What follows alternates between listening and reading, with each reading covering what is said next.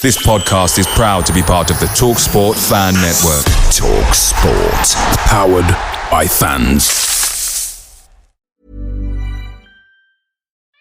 We love our pets, but when the floor's covered in fur, that's harder to love. Eufy X10 Pro Omni Robot Vacuum has powerful 8,000 PA suction to make hair vanish from floors in just one pass. Plus, the roller brush has automatic detangling for easy hands-free maintenance. Want to know more? Go to eufy.com, that's EUFY.com, and discover X10 Pro Omni, the best-in-class all-in-one robot vacuum for only $799.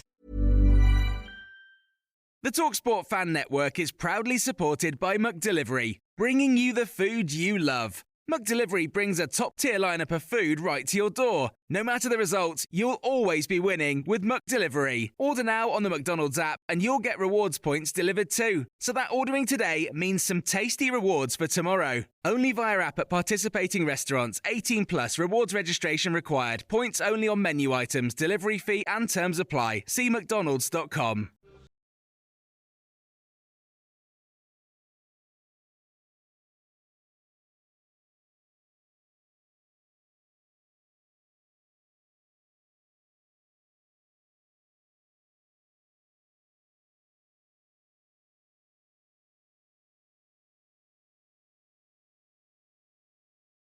Our marvellous friends down there at Bawdsey Labour. We are joined by a superstar tonight, Paul Hipkiss. Good evening, all. Hey! Of course, is Browne. Ladies and gents, a big Tilton Talk welcome to the one and only Robbie Savage.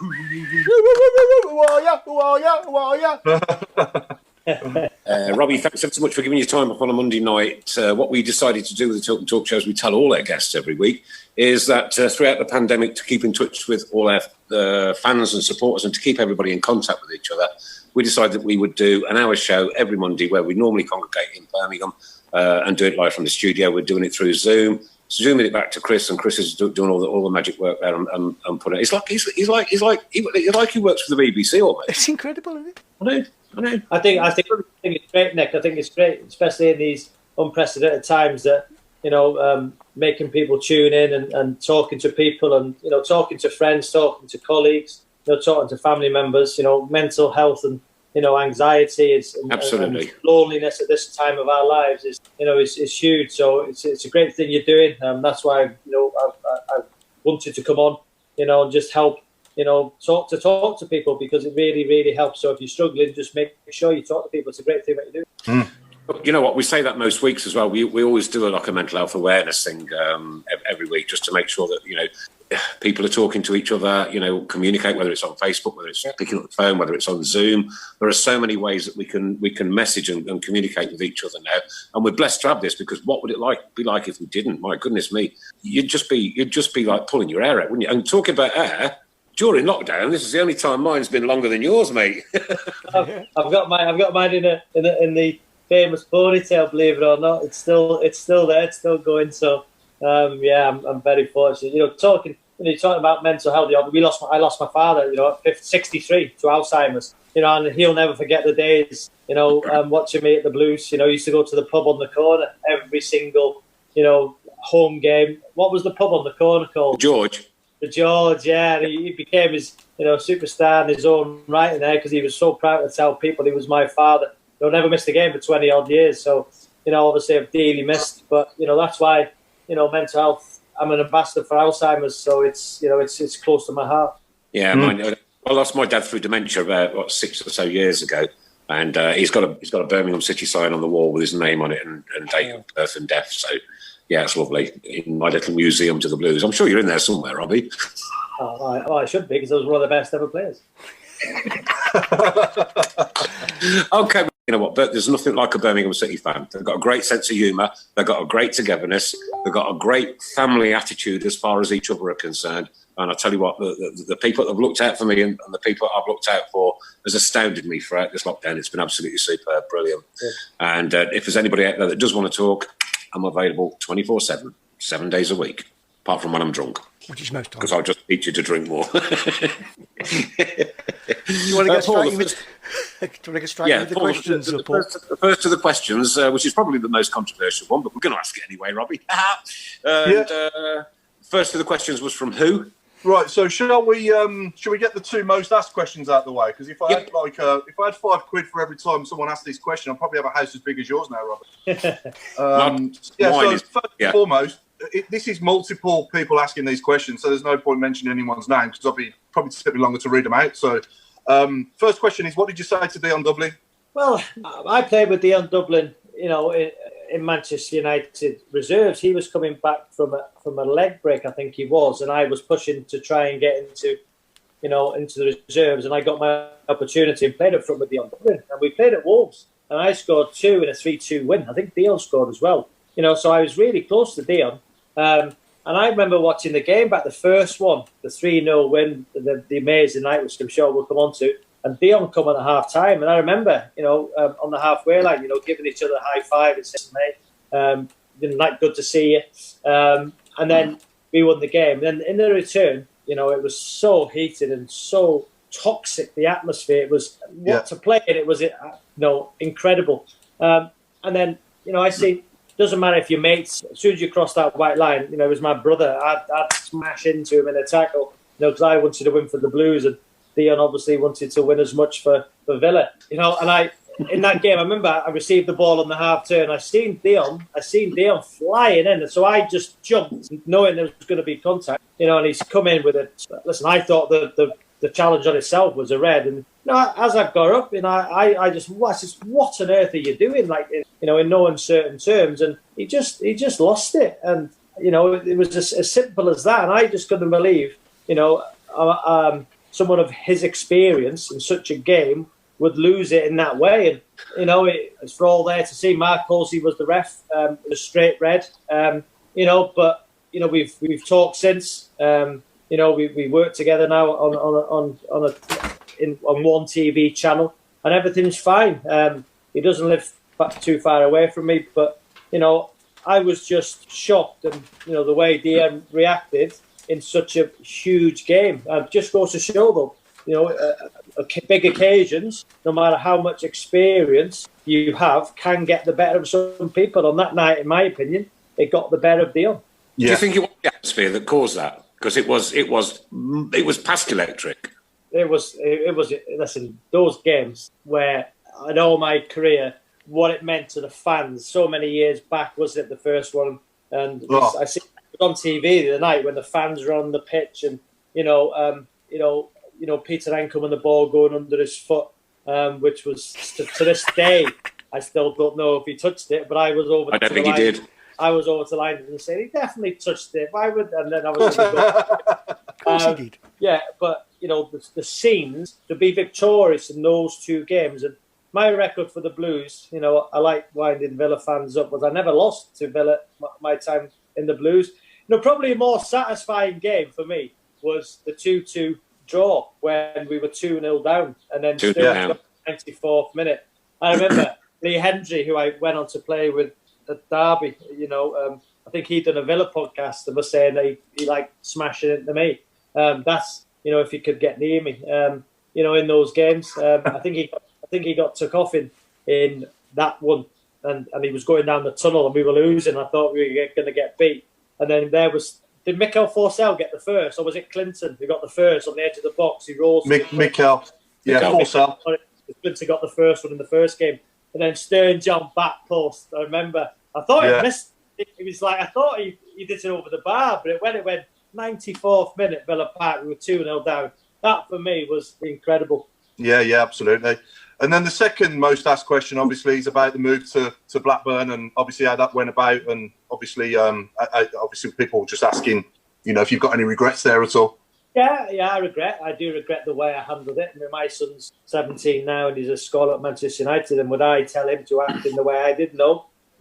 I would be very angry with him if he did. I remember, so to cut a long story short, I just signed a new contract, 4 years. I believed I deserved that contract because, Christophe Dugree, who was amazing, by the way, come to the club, and, he was absolutely brilliant, as you guys will will say in that season when he helped keep us up, he was that good. He finished second in Player of the Year to me that year. I like the way you get that in. I'm just stating facts in this situation. So when I said a new 4-year contract, Steve Bruce was who was brilliant for me, absolutely brilliant. Mark Boyne, Keith Birchin, all brilliant. Benno was a great man, and I signed the contract. And then obviously Mark Hughes, when Mark Hughes was manager of Wales, he was my hero, he was my idol. When I was a youngster at Manchester United, he gave me a lift home to my mother and father's house in a half-term holiday in his Porsche. And I'll never forget that, because my dad couldn't make it. So he dropped me off. Imagine your hero at such a young age taking you home, dropping you off because he didn't live far away. And my hero, I had pictures of Mark Hughes on my wall growing up, Wales icon. And then he's a manager for Wales. And I remember he said, if I ever get a club management job, Sav, I'll try and make you my first signing, And obviously then he got the Blackburn Rovers job. And I remember in a Wales camp saying, you're going to get the Blackburn job. Will you sign me? Even though I was still at Birmingham. But in that time, I had Everton who were trying to sign me. David Moyes. I think they put a £3 million bid in, which I think the Blues turned down. So at this point, I went to see the gaffer, Brucey, and said, listen, Brucey, I want to go. I know I've just had a new contract, but Mark is my hero, is my idol, and I want to go and sign for Blackburn. And Brucey said, you're not going. And I understood it because, I was, in my opinion, I was a very effective player for that Blue side. Not the most gifted, but I tell you what, my sheer hard work, and I watched that game back, as I keep alluding to, and the amount of ground I covered, and I'd give everything for that Blue shirt. And so I know why Brucey wanted to keep me. But then, obviously, I remember we went to Fulham, do you remember? And I scored a volley. We won 3-2 against Fulham. Yeah. And I flicked it up and put it in my left foot. And that was the time when, I knew I wanted to leave, but my performances on the pitch, I was still producing. And I just said, well, I'm currently a Birmingham City player. And for me, when I hear players saying that now in an interview, well, I'm still an ex-player, which I was a Birmingham player. I know it deep. And then I remember I went home and I got a piece of A4 paper out of my kitchen, and I wrote on it, "Dear Steve, please accept that as my transfer request." So the next day I went into the training ground, and Dwight Yorkie, I was very close to, I said, "Yorkie, I'm going to put a transfer request in." And Yorkie said, "Oh, Sav, you sure? You're doing great here." I said, "No, I'm going to do it." So I went upstairs in the training ground, knocked on the door, and Brucey opened the door, and I just give him this piece of A4 paper, and he knew. And I went down, and his face, and I said to Yorkie, "I don't think he's happy." Yorkie. So we went onto the training ground, and Brucey's come out, and he's gone, getting. I went, why? I've been professional. I just tell you I want to leave. I still want to play. I still give my all, but I just want to leave. So again, anyway, I went to see Benno, and I was upset because I didn't think he would react like that. I don't know what I thought, how he would react. I went home. Next day I went in again, and I was allowed to train.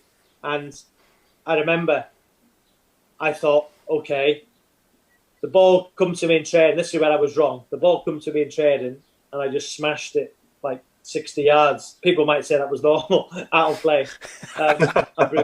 Brucey said, get in.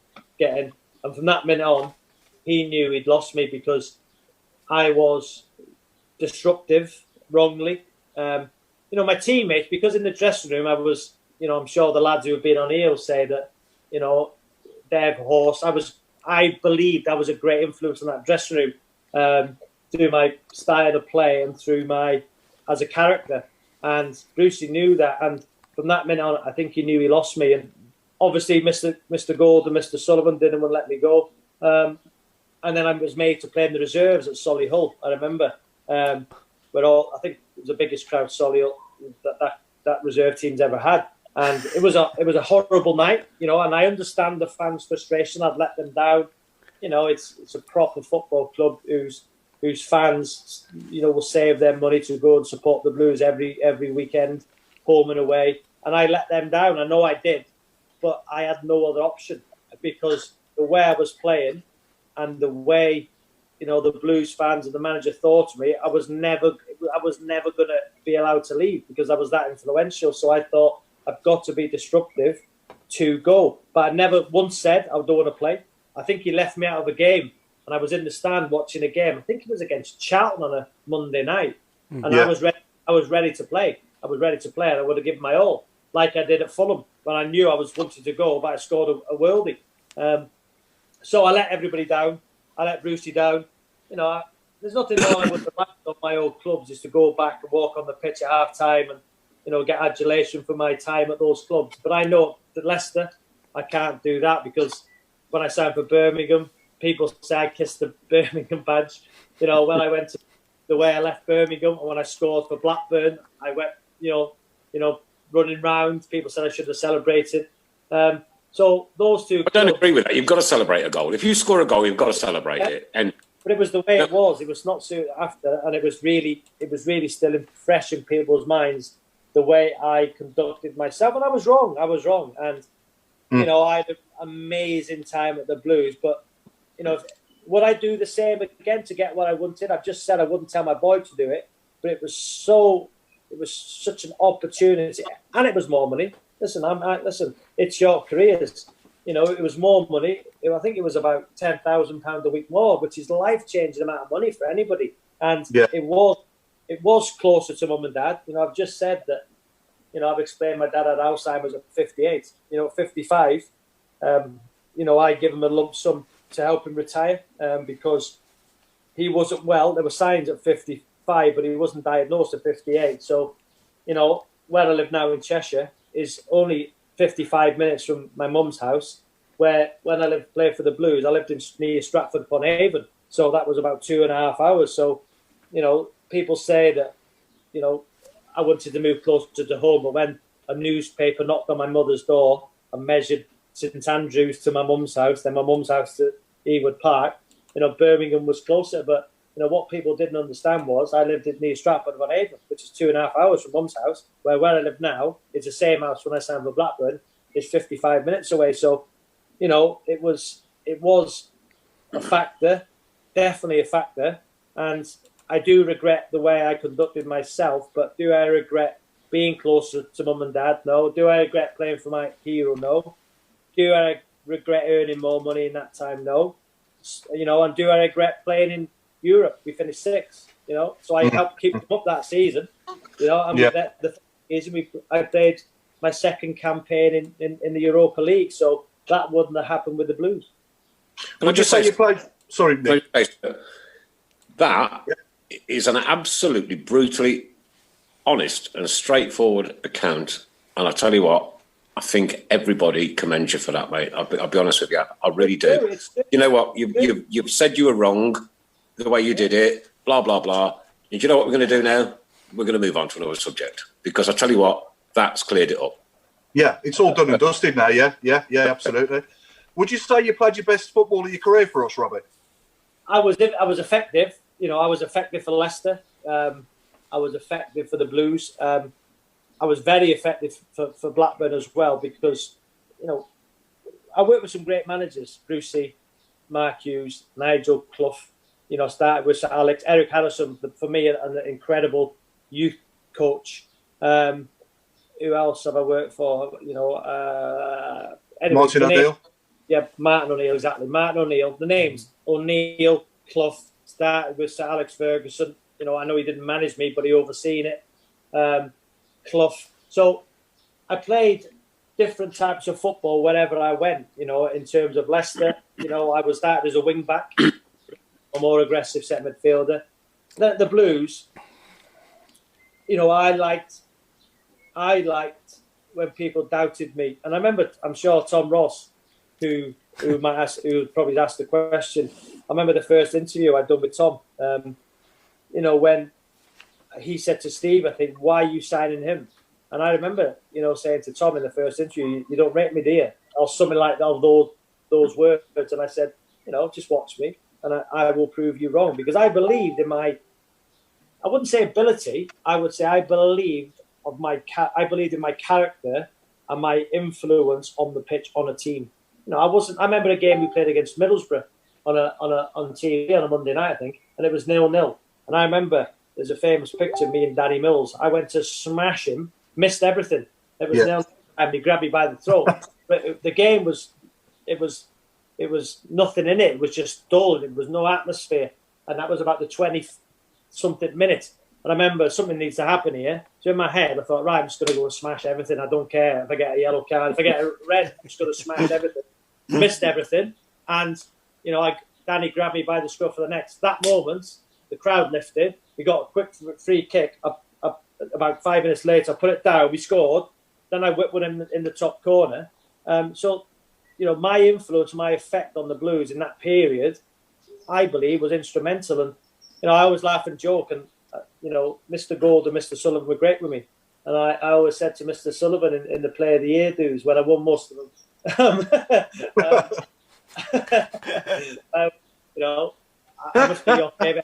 I must be your favourite ever Blues player. I think I was close behind, I think Trevor Francis, and I think it was me. So, it was a great time for me, a great time. And I do regret it. Because... We're over that now. Full time. I do. I'm honest. Yeah, we're over.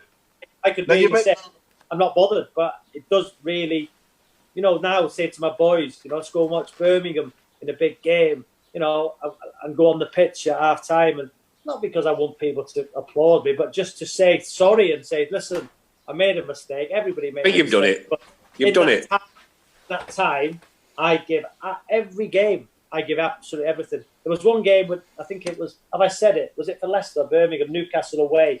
I think it was Leicester was it Leicester? I can't remember when I wasn't at full tilt. But every other game, I give everything I got. Yeah, absolutely. Now, you mentioned Paul Devlin earlier. Paul Devlin's asked me to ask you. Well, Paul Devlin's basically said, ask Sab about when I used to get him in the death choke when we used to room together on away trips. He'd always want to wrestle most of the time, and most of the time he'd be naked. It always ended in him choking him out. But Dave, my roommate, great. Listen, one of the reasons that squad was so good.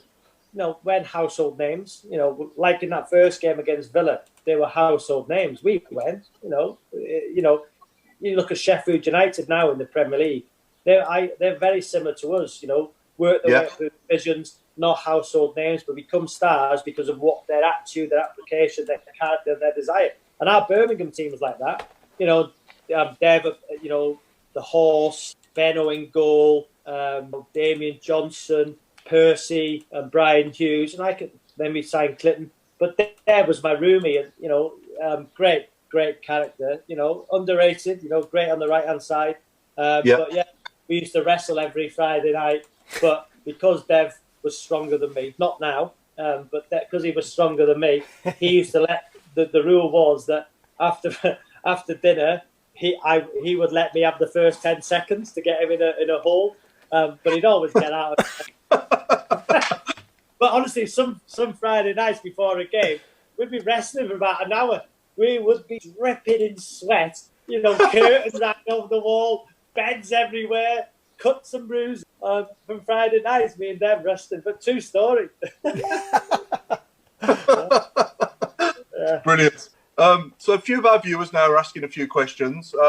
So Stephen Gill's asking, what was your favourite goal for Blues, and who was the easiest to wind up in the squad that you obviously from your time? Oh, they were all easy to wind up. I remember, Nicol Vasson. We had a coming together in the training ground in the dressing room because I used to listen. Any weakness in somebody in the first team, I was always there for the youth team and encourage them and help them. I'm involved in grassroots now. I've got part of an academy, and I'm always encouraging the youngsters and whenever they train with the first team. But the first team members, I would always wind up. Any little sign of a weakness, I would be on it. And Nicol. I think we played away from home, and he was struggling to get the ball over the halfway line with his kicking. He's a good goalkeeper, fantastic goalkeeper. But I was like, any chance you could throw, So as I've stood up, my head, unfortunately, went into his chin, and I think I cut his lip. And Brucey called us into the office, and he, I was wide, even going up to see Brucey because he'd heard we had a coming together. But I was saying, listen, he's not going to let me go. I'm his best player. You might. I'm just going to say, it's me or you. Me or you. He's got to leave. Won't be me. Even going up the stairs, winding him up. And so I was always winding people up. And, Clinton, everybody, Dev, but the Horse, I remember Horse when I played against Fulham in the Cup for Leicester on penalties. We beat them to go to the final. I think it was the quarter final we beat them in at Filbert Street. We were 2-0 down. We equalised. Went to extra time, 2-2, went to penalties. I remember I took one before Horse, and as I'm walking back to the centre circle, Horse was walking towards me. And as he's walked past me, because I knew he used to be a builder, didn't he? I said to him, when you miss this, Horse, you can come and build me a patio. And he was raging. And when I signed for the Blues, the first day I bumped into was the Horse, and he reminded me because he was a strong boy. But what a character. Fantastic. The third goal against Villa, that was a Horse, very similar to myself, underrated, work ethic, desire, but what a squad and what characters we had. But I would wind every single one of them. Paul Devlin has just says, Sav, you're out of his weight division now. Yeah, I've not seen Dev in a while, but I'm in the gym every day, so I suggest we do a celebrity Tilton show wrestling match, me and Dev, but it wouldn't last long. I'd just throw it in the ring. Do it for charity. We'll do it for charity. We'll do it for charity. He's a great lad. Yeah, he's a good lad. All the guys I played with, all the guys, that squad was, as I said, it reminds me of Sheffield United, because Dev was at Sheffield United, wasn't he? It just reminds me of no superstars, and that game against Villa, was that in full glory where, was it Olive Melberg that said, I don't even know who they are or something? There's some quote, and I said it in the interview after when I won Man of the Match. Go on, say it again, Nick. Didn't somebody pin that up in their dressing room? Yeah, Brucey pinned it up. And it was just silly, especially it was ahead of that game where, Olive Melberg was a wonderful player, as most of the Villa players were. But on the occasion, Brucey got us that fired up, but with inner aggression where, on those nights, to this day, they're amazing memories. Yeah. Was that probably the best atmosphere you've ever played in, do you think? Yeah, Millennium Stadium, Wales against Italy, that was amazing when we beat them 2-1, 75,000. But in terms of sheer, I played in Nottingham Forest Derby as well, which is good, Blackburn, Burnley, which is good. But Birmingham Villa, considering it was such a long time since they played each other, and a night match as well, 2 night matches, wow. Just under the floodlights. Villa Park's an unbelievable ground, one of my favourite grounds, because I never lost there.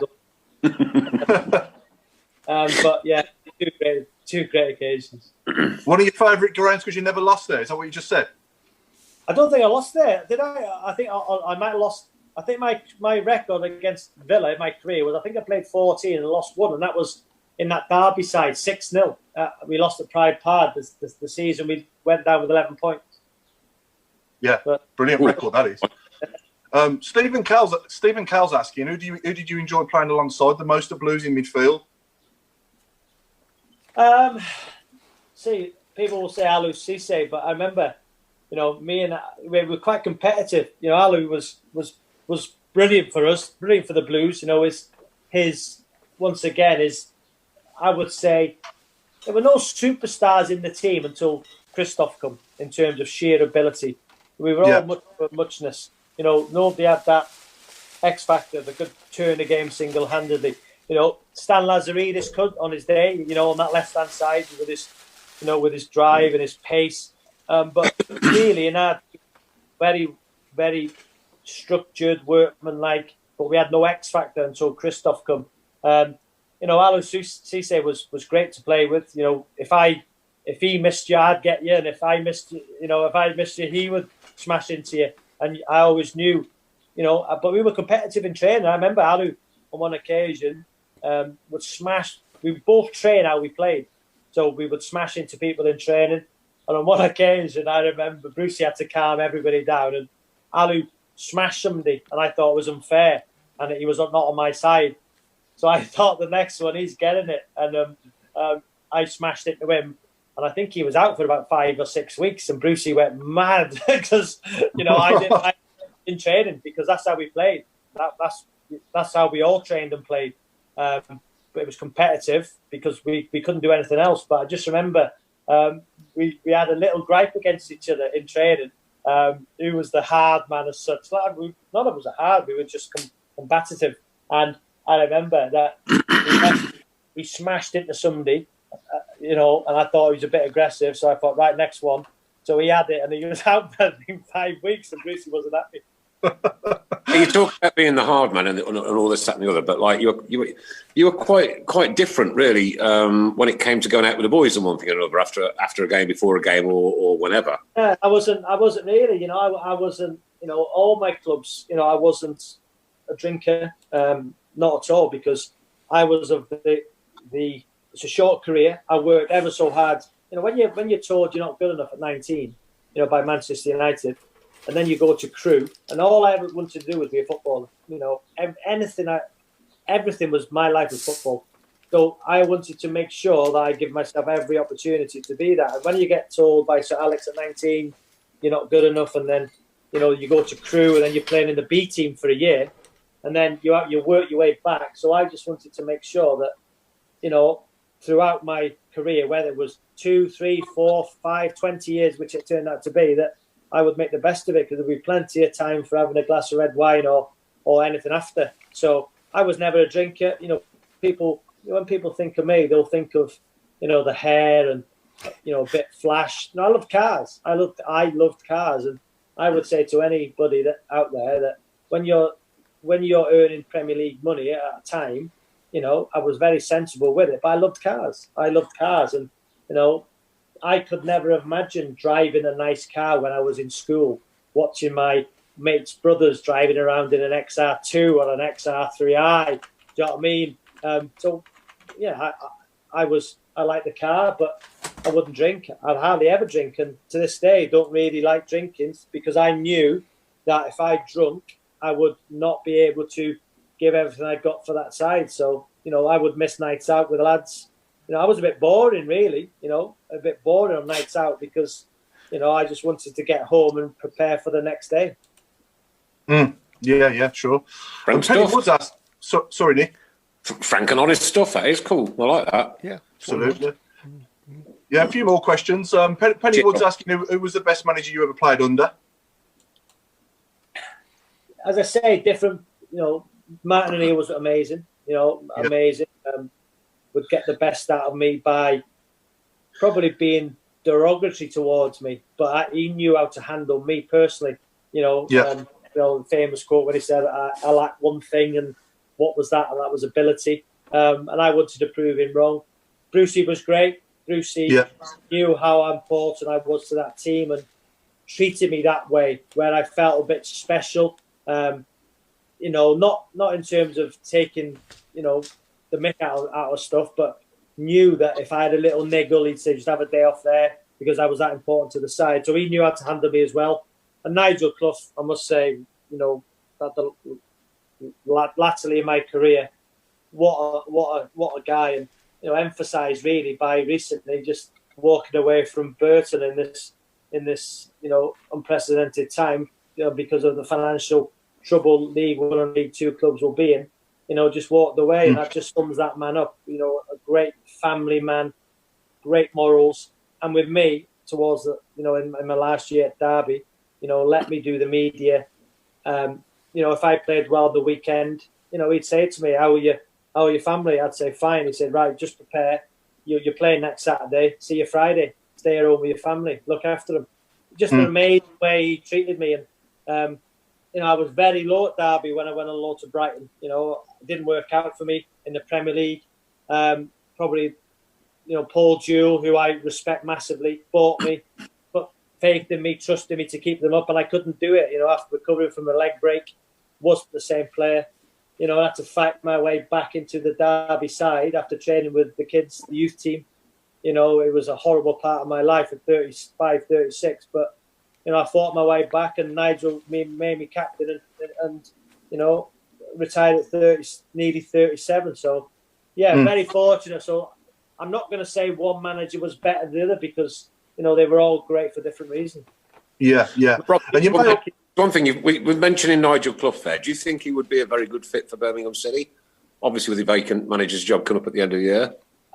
What Nigel Clough can do is he can work on very small budgets, as shown with Burton, as shown, when I was at Derby, we were in the Premier League, and then obviously, Nigel had all the players at Derby who had been on Premier League wages, so he had to fight his way through that. And I think we were progressing every year until he lost his job, which I thought was wrong. I wasn't there then, but then Sheffield United, Nigel was brilliant.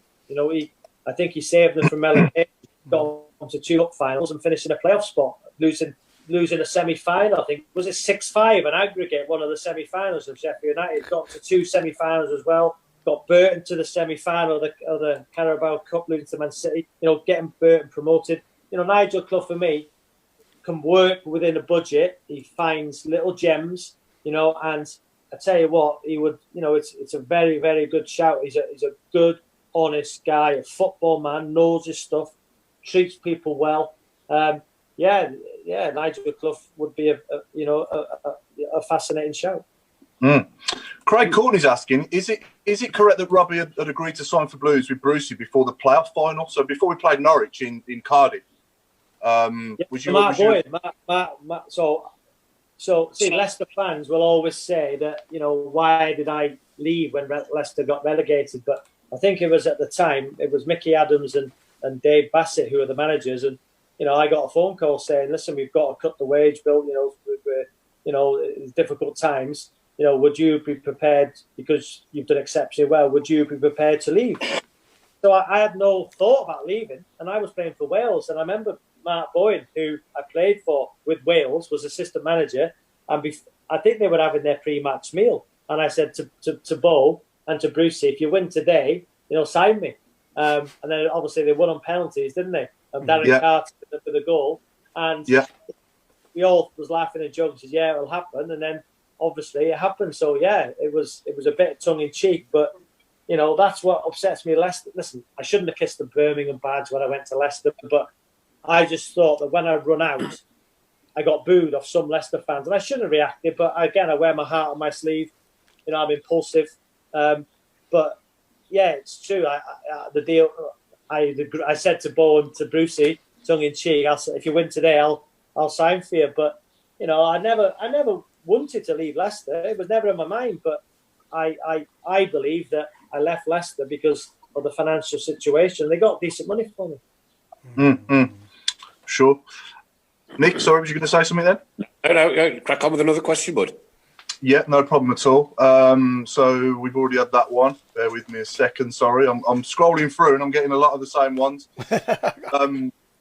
So one from me, actually. Any more good pranks you can tell us about that you haven't said? And also, as well, who had the best and worst taste in music, and who was the best and worst dresser in the squad that you was in? There was never really any music in the Blues dressing room.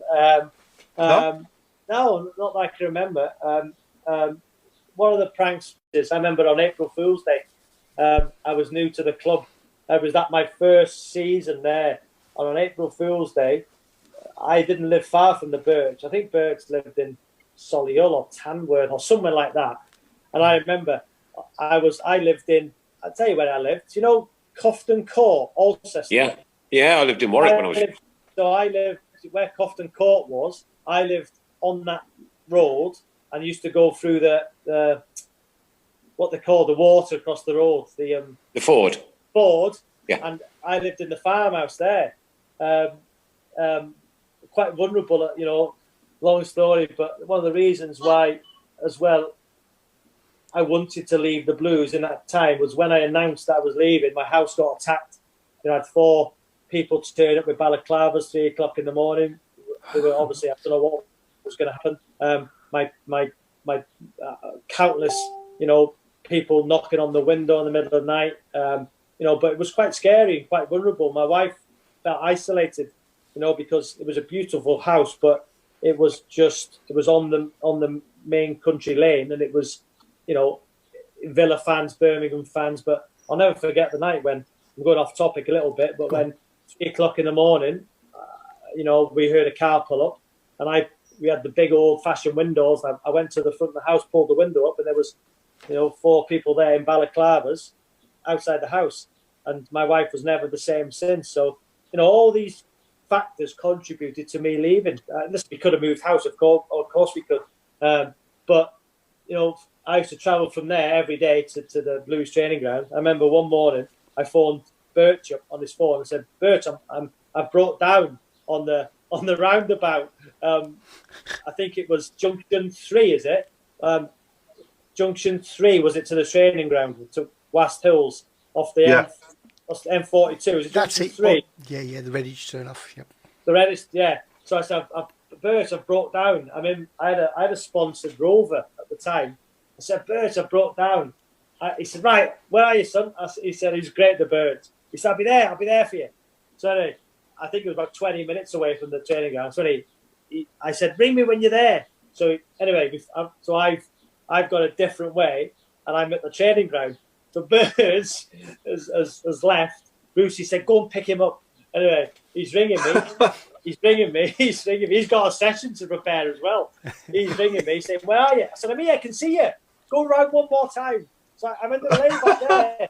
See you waving at you. And he goes round about 4 times. And in the end, I just burst out laughing. He was raging. Brucey wasn't happy either. But because I was doing well, and because I was a character, I'd get away with it. I would never have done that at a time if we were struggling. Do you know what I mean? Even though it was funny, but there's some things you can get away with if you're, playing well, if the team's doing well, and little stories like that. You miss. Yeah, sure. We asked you to do a 1 to 11, and you've declined. Yeah, because I always get asked this, and I might have done them in the past, but the more I see 1 to 11s, and I always think that to be a footballer at any level, and I've said this to my son, whether it's if you're a semi-pro, if you make a living out of football in League 1, League 2, and you can pay bills and have a life playing football, it's the best life you can ever do. So for people to get to to the elite level, Premier League, to be in a 1 to 11, I just believe that I respect everybody I played with, and people, players who I played with, like Brian Hughes, he would be in there for ability, but then Alou Cisse would be in there for, his tackler, my partner. Then you've got Clinton Morrison, he'd be in there for the goals he scored against Villa. But then Mikel Forsell was brilliant. Then you got Christophe Dugree, Stan Lazaridis on the left, amazing. But then you got Emile Heskey and Muzzy, is it? Do you know what I mean? So I just think for me, I wouldn't do it because I just think that I don't like to do it because I don't want to leave anybody out, because I know how hard those people worked to get to the position they're in. And for me to say I preferred he was better than him, because a 1 to 11, you either pick your mates, pick your close mates, or some of the Blues players might not like me, and that's why I wouldn't be in their team, because I'm sheer effectiveness for that team. Let's be fair, I should have been in every Blues team. And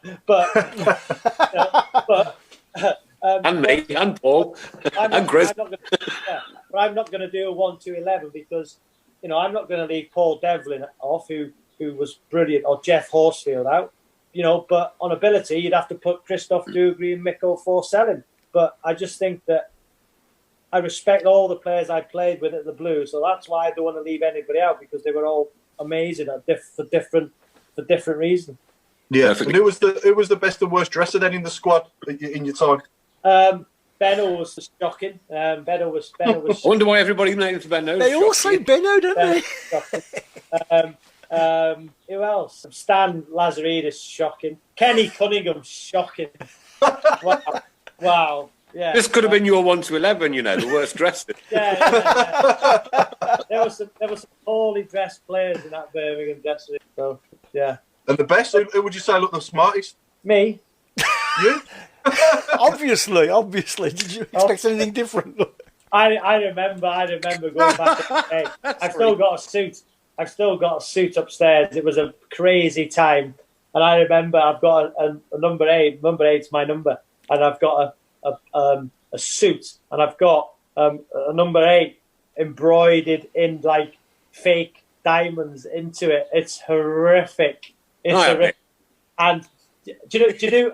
So I've had it made especially for the Blues. Do you ever do auctions or only giveaways? Oh my God, yeah, we're doing a huge thing for all the PTSD. time. But what I'll do is if I find it, if you got a minute, if I run upstairs and try and find it, I'll give it away. Yeah, of course. Go on. Give me a minute. Okay. Boys, ladies and gents, what an interview this has been. This has been an absolutely eye-opener. Wow. Been a pleasure. Been a pleasure to be a part of so far. Brilliant. Mate, I tell you what, this has been superb. What do you reckon, Chris? Yeah, the shout box going crazy. I think there was something like 200 comments within the first 15, 20 minutes. It's a shame. Really? Do you want to ask him, Chris? Do you want to? I can't look at both. So do you want to ask him any live questions as well? Yeah, sure. Yeah, I'll wait till he comes back and I'll go through. But no. You know, what an absolutely wonderful explanation to the time that he was at Birmingham, and to the time that up to when he left, and he's put his hands up and said, look, I did it wrong, got it wrong. Yeah. I think that's what's coming over on the shout box. Really, is his honesty. Really. Yeah, absolutely. It's buried the hatchet that has now, hasn't it? We all understand. We all kind of like, although obviously at the time, it wasn't great the way he left, but we can kind of like accept it more now. I would say, because we know. I think basically what he's saying is that I was a prat. And admitted it. He's also not been afraid to answer any questions. If I find it, I'll dig it out. You can have it, and you can auction it off or whatever you want to do with it. If I can find it, I can't find it. Yeah, go on. I'd love it for my museum. Yeah. You're not out of breath there, are you, Robbie? I'm out of breath. Yeah. Yeah. No, we're recently raising funds for PTSD, Robbie. We also do stuff for Brum's Homeless and various other local charities as well. So, if I find anything, I'll get your address and send you something.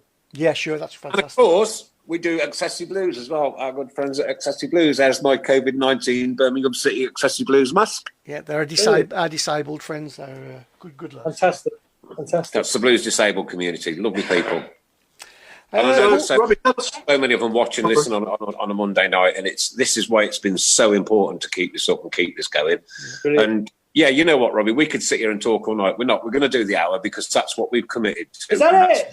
And we're really grateful. We'll do a bit longer if you want to. I don't mind doing a bit longer. We've got 12 minutes left. Yeah, we've got another 12 minutes left. Loads of time. I'm happy to. Do you want to do 15 extra time, 10 minutes because it's such a special guest? We'll go 5 minutes over. Okay. It's our 10th year. It is our 10th year, yeah. Oh, of course, yeah, it is our 10th year, yeah. Okay. Robbie, tell us a bit about your son then. He's just sorry, Nick. Go on. So my son, yeah. So what as I've alluded to, my two big passions now are, raising awareness for mental health, and Alzheimer's, and also grassroots. I don't know if you see me on the government briefing. Yes. Not so long ago when, I just felt that, the grassroots was getting overlooked a little bit. It was all about bringing elite sport back, which I agree with, because if elite sport comes back, the income and the economy and the money raised hopefully some can get, put back into grassroots.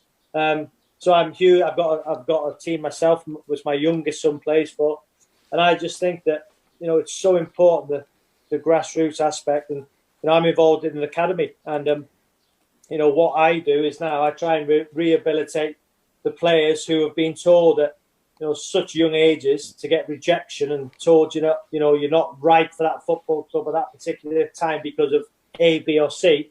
It's very difficult. I was told at 19, and it's heartbreaking. But to get told at now 10, 11, 12 that sorry, it's not quite for you.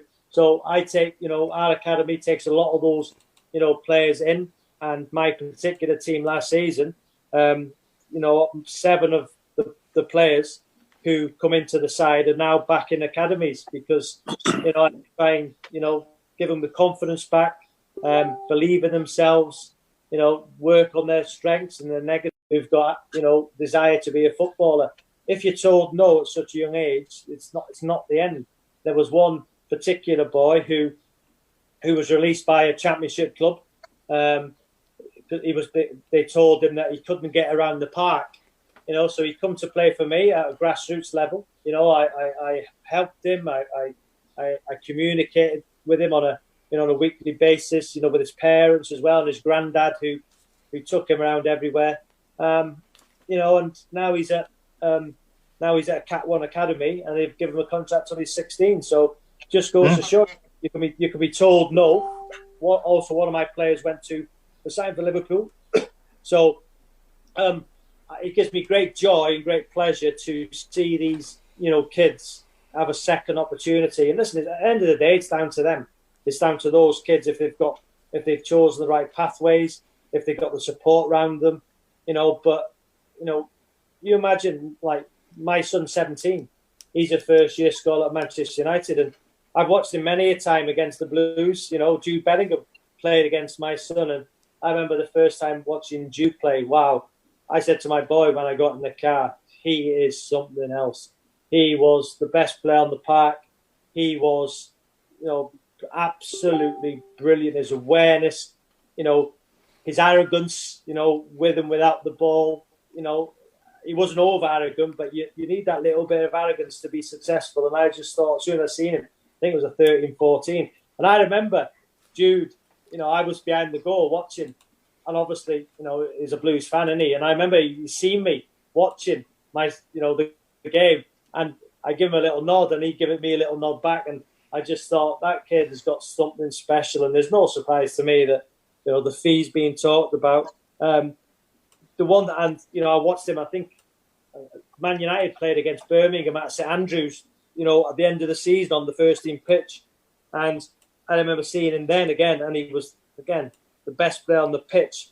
But I thought where he would struggle, and this is just my personal opinion, was without the ball. Because when you're that good, when you're going through the ranks, you're the best player. Everybody gives you the ball. And sometimes you forget about going back towards your own goal. So I thought one thing that might let him down is, and you guys can tell me different in the championship, is work ethic without the ball to get back. Because I thought to go to that next level, the best players in the world, with and without the ball. You look at Messi. And listen, I'm not comparing Jude Bellingham to Messi, but what I'm saying is the best players in the world, without the ball, they work ever so hard. Look at Frank Lampard. Look at Paul Scholes. But with the ball, Jude Bellingham was the best I've seen. And I've seen lots of youth football with my son going everywhere. And he's the best I've seen. And obviously he's progressing to the first team.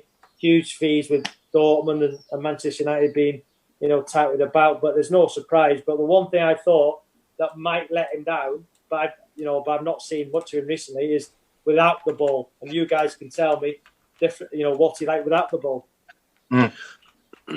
Yeah, he's pretty good. He's pretty hot. He's going to go all the way without a doubt, isn't he? And what a shame that a club with bears the name of Birmingham City cannot keep hold of players like that. It breaks our hearts, mate. Breaks our hearts. But listen, the financial, what you'll get for Jude, will help massively, for the next manager, whoever that may be. But what I'll say is, what an outstanding talent, that he was when I see him. He's the best I've ever seen. And I've watched so much football, youth football. But when I see him that night, I come away from that ground, I said to my boy, wow. Check out his younger brother on YouTube. Pardon? Check out his younger brother on YouTube. I've seen his younger brother play. Listen, obviously another fantastic talent. And usually the younger brother will, sometimes will progress past their older sibling because, they'll get kicked more. I was a younger brother.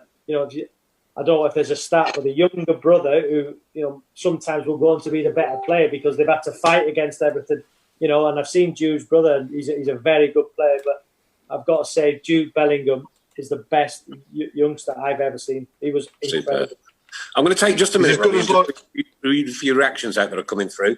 And apparently Rob Knight says you gave my sister your kick racism out shirt away at Southampton to her first ever game. He was my hero. And he gave it to her. Ian Clayton, my late father, loved Robbie. He used to sing "We love you, Robbie," because we got blonde hair. Thanks for the great time, Sav. 8, legend, 8, keep right on, Stuart Rose. Grassroots and Alzheimer's, such worthy causes, nice one, Robbie, keep right on, Carol Sandlin. I have PTSD and that kind of stuff, it's home, love you all, Thomas Lochran. Oh, man, there's just so many nice messages coming in, you know what. I love this, the song. My mum still sings a song to me now. So, we love you, Robbie, because you've got blonde hair. We love you, Robbie, because you're everywhere. We love you, Robbie, because you play for the Blues. We love you, Robbie. Listen, my mum still sings it all the time. Remember it. Yeah, I remember, Robbie, I remember going up to Newcastle. When the referee elbowed you in the face and we were all singing that. Yeah, it was brilliant. There was a video put out this week about, I think it was Amazon Prime Video said something we all love to see. I think it was Matt Messias, giving it me. And do you know what, that game, I'm not sure. What was the date of that game? You can tell me. What was the what? What was the date? Oh, Paul, no. Oh, God. I know it was August 2003, but I don't know the date. I don't know the actual number. You've let me down. Paul. Was it August 2003? Yeah. It was the start of the 03-04 season, yeah. We won 1-0, didn't we? David Dunn got the rebound off the penalty. Because in the May, I'm sure I played against Newcastle for Leicester for the Blues when my son was born. So my son was born the 2nd of May, 2003. Yeah. So I'd have been at Leicester or Birmingham then. No, you'd have been at Blues then. Blues, yes. I'm sure I played against Newcastle when I was in hospital with my wife. She gave birth to our son Charlie 17 years ago. Wow, 17 years ago. And I went up to, my dad drove me up to Newcastle to play for the Blues. I think it was Newcastle. I might be wrong, but I was thinking it might be in that game. But obviously it wasn't. Yeah, no, sure. More messages from Glenn Edgington all the way from Queensland in Australia. Will be difficult to top this guest. You're a benchmark, Robbie. Wow. Nick, I understand people, some Blues fans will think I was a disgrace, I let them down. I did. And I remember coming away from that Solihull game, the reserve game, and I was in the car. And do you know what? At the time, I was just thinking, I don't really care. I just want to leave. I want to leave. And to this day, if I ever tell my boys read my book, and it's all in my book, and the way I handle myself, a disgrace. Yeah, but we dealt with that earlier. What's coming through now as messages of support? Tracy Hemming, love you, Robbie. Des Fox, top banana. Stephen Gill, Robbie, you're a legend.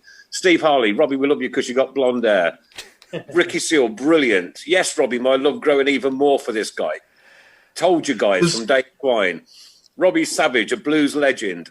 I'm just reading them as they're coming in. Love you, Robbie. You're a top fan. Another great legend in his own. There's got to be some horrible. All is forgiven, Robbie. You're welcome back at the Blues. I would like to walk out at St Andrews, because even people behind the scenes, the staff, I've been back, as I say, to watch my son at the end of the season before they ripped the pitch up, and all the staff are the same, and I did love it. And the staff. Do you know what I mean? So I honestly, I mean this. I would wish one day I could walk out, but here you go. Ready for this? I couldn't. Number one, we're going to organise it. Right? No, I could. I'd get hammered. You know what? And right. You might get a few numpties, right?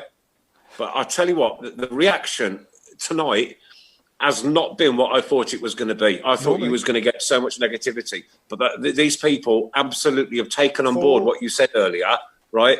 And that's your perfect explanation for what happened. It's past. It's done. You wore the badge. You kissed it. You're a legend. Yeah, thanks. Yeah, but I'd understand if I got hammered because I was wrong. Just another question. Sorry, a question I forgot to ask. One of our backroom team, Adam Wilkes, is asking you, Robbie. Who was your best mate at the Blues to do social stuff with? And did he confide in that person privately when he wanted to join Mark Hughes at Blackburn? And what was their reaction? My mate was Mark Bowen, the assistant manager. But obviously, I couldn't put him in a difficult situation. Do you know what I mean? Because he was Mark Hughes' very good mate as well.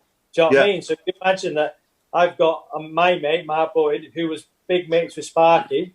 but is the Blues assistant manager. So I would never have put him in that situation. I would have confided in him, but I couldn't put him in that difficult situation. You know, the horse, and but I kept myself to myself.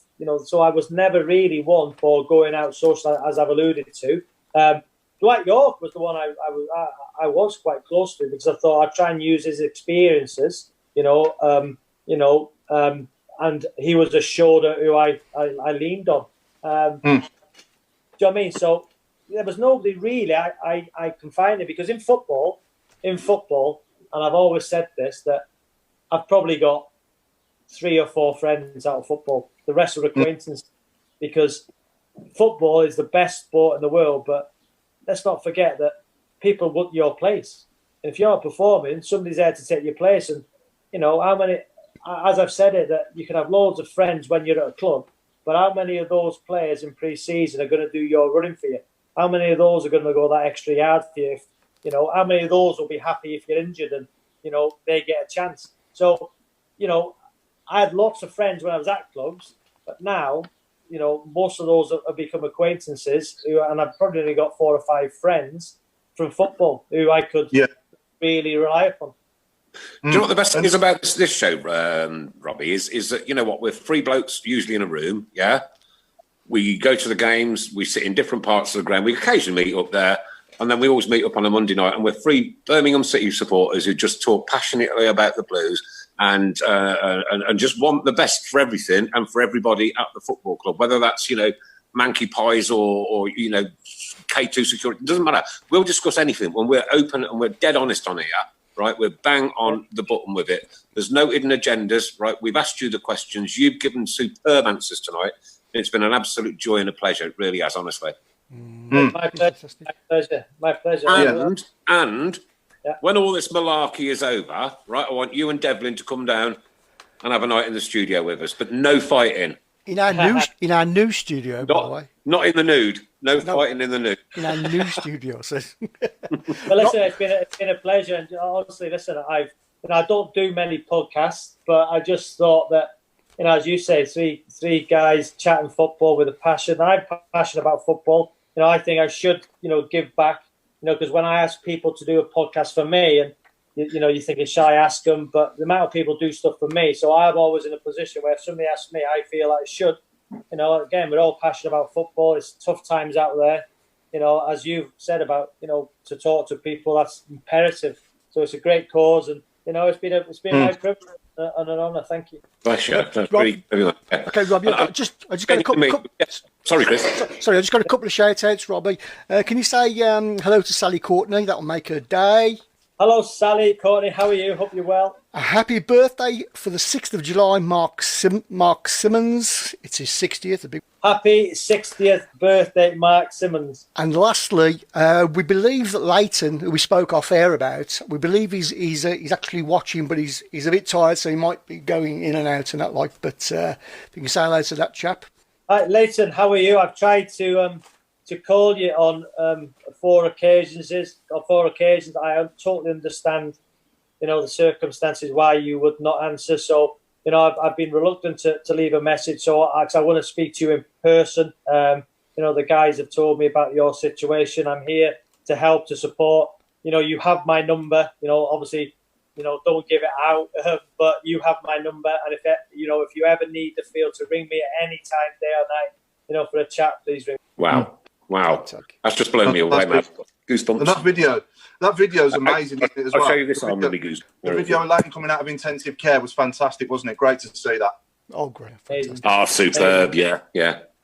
I mean, we're aware of other people that have lost close family, relatives. Birmingham City fans have succumbed to this, and it's not over. So, and we give this message out every single week. Just do what you're being asked to do at all times, right? Whether that's your social distance, and I don't agree personally with the shops opening this week. I don't, it should have gone on for a few weeks longer.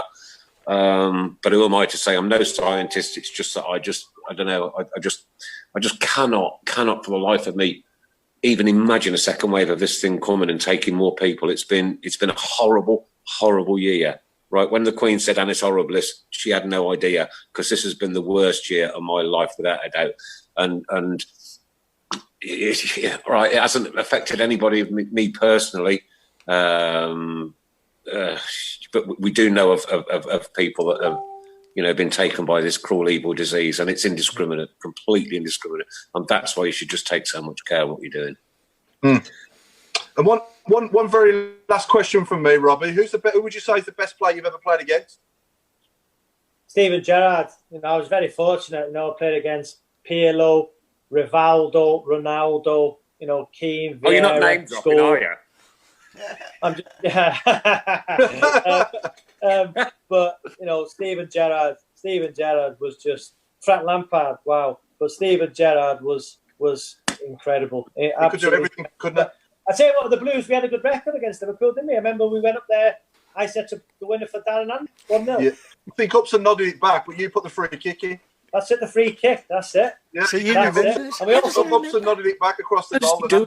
I'm not being funny, Robbie. We say this every week. He's like a savant. Honestly, his memory is Do you remember one moment which probably was summed my Birmingham career up? I think it was against Liverpool at home, and it was the referee had given a drop ball in the middle of the park, and it was kicked towards the corner flag. Do you remember? And I sprinted the whole length of the pitch and slid tackle and put out for a throw-in right there in the last few minutes, and we kept them in the corner and won the game. Do you remember that game? No. But was that the one when you fell over? Is that when you fell over running out of the stop? I was talking to Danny Murphy, and I tripped over the carpet, didn't I?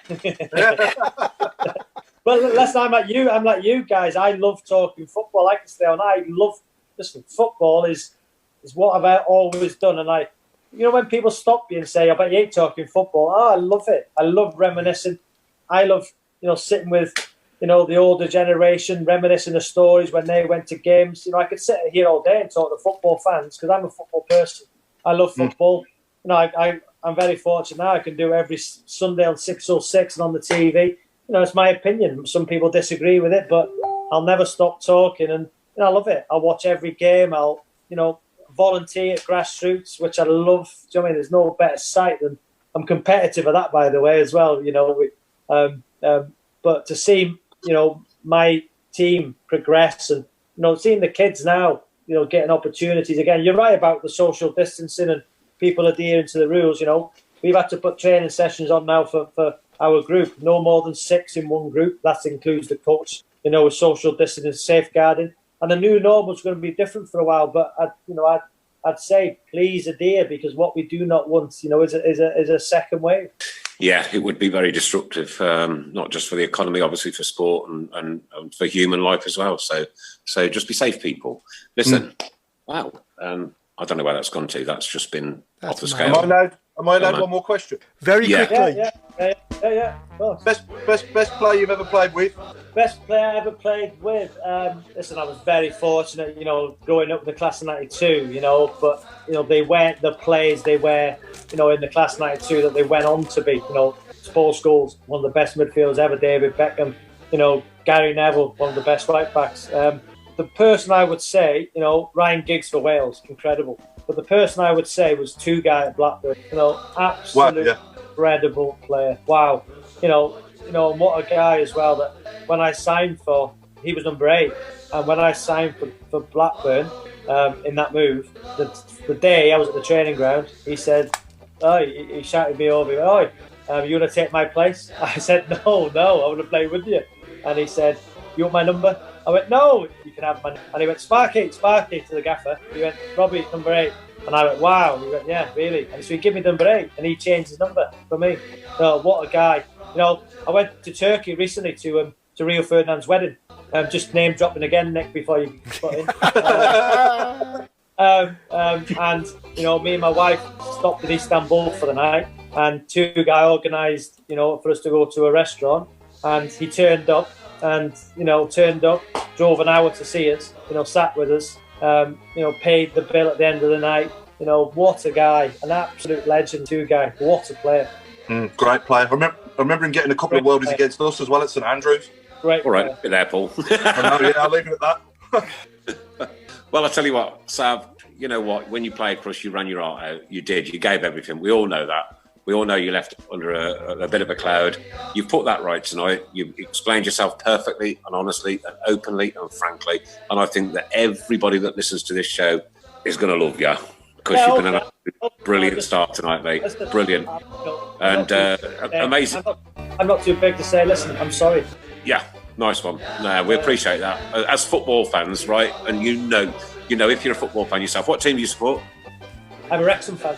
Wrexham. So you know if you're a football fan yourself, and you know if you've stood on the terraces, and if you know you've gone in the cold and the rain and the snow, and you're broken down on the way back with 2 flat tyres and one thing and another, blah blah blah. You know what it means to us, yeah. So I honestly appreciate everything you've said tonight, and you've given me goosebumps so many times on the things you've said tonight, mate. Superb stuff.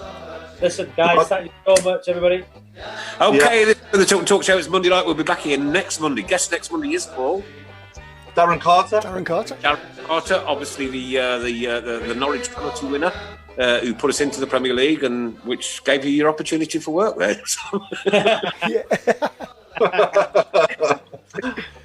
Kept you employed for a couple of weeks. Ladies and gentlemen, from Paul Hipkiss. Good night, all. It's been a pleasure. From Mrs. Browne. From myself, good night and keep right on. And from Robbie Savage, the legend that is. Good night, and I'm sorry. Bless you, mate. Take care.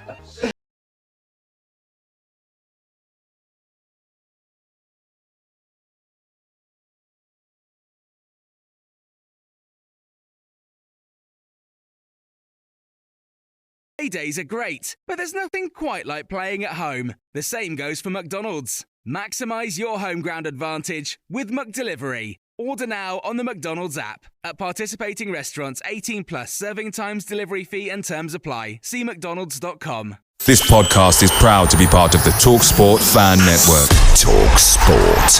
Powered by fans.